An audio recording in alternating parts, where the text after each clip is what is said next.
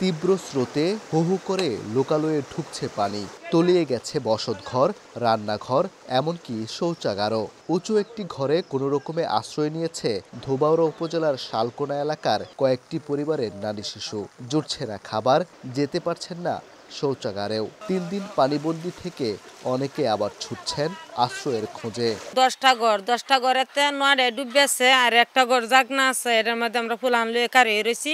অনেক খাওয়া দাওয়া করতেছি না, অনেক যে তো বাসি পানি দিছি না, কিন্তু খাইতেছি না, সবজি না খাওয়া কি খাইম, থাকলে শোনে করো অনেক ঘর ডুববে কিবা খাইম। 3 দিন ধরে খাওয়া দাওয়া নাই, ছেলে মেয়ে এই চিরামুড়ি দেওয়া খাওয়া নিতে পারতাছি না, এরকম অবস্থা। কালকে সকালবেলা যা খাওয়া খাইছিলাম, আজকে ওখানে পর্যন্ত দানা দেয় নাই। এই পানি বাইঙ্গা ওই পশ্চিমে বাড়িতে গিয়ে হেরা কেবল খালি রান্দা নিয়ে আইছে, গরু আইছি 2 দিন যাবত আনা খাওয়া। এমন ভয়াবহ অবস্থা পুরো উপজেলাতেই। সবচেয়ে নাজুক উপজেলার দক্ষিণ মাইজপাড়া, পোড়াকান্দুলিয়া, গামারিতলা, বাগবের ইউনিয়নের গ্রামগুলোতে পানি বেড়েছে নিচু এসব এলাকায়। একই অবস্থা হালুয়াঘাট উপজেলার গাজীর ভিটা, ভবনকুড়া, কৈচাপুর সহ নিচু এলাকাগুলোর। জলাবদ্ধতা রয়েছে পৌর সদরেও। পাহাড়ি ঢল ও ভারী বর্ষণে রোববার অবনতি হয় এই 2 উপজেলার বন্যা পরিস্থিতি। পানিবন্দী রয়েছেন লাখো মানুষ। আমি একবারে নিঃস্ব হয়ে গেছি। আমি 17 বছরের প্রবাসের জীবনে যা কামাই করছি সব গেছে। আবার ডিগি পুকুর যা আছে পুরাটাই চলে গেছে।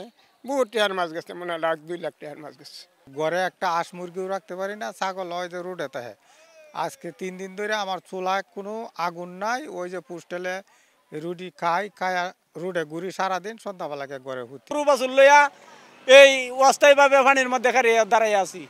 আমরা কেউ আয়াও না, কেউ দেয়াও না, ওখান আমরা এমনি না খায়া না লইয়া এই অবস্থায় আমরা পড়ে আছি। এদিকে বন্যা কবলিত এলাকায় দেখা দিয়েছে শুকনো খাবার ও বিশুদ্ধ পানির তীব্র সংকট।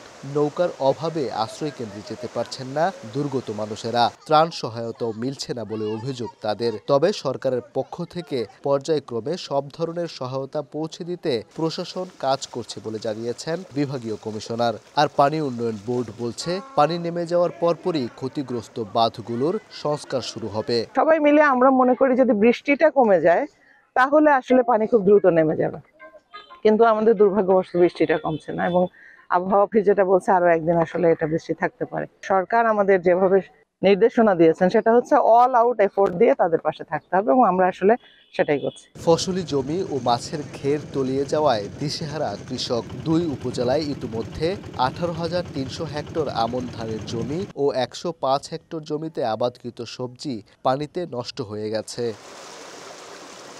ডুবেছে বসত ভিটা, ফসলি জমি, ভেসে গেছে মাছের ঘের, নষ্ট হয়েছে হাজারো কৃষকের স্বপ্ন।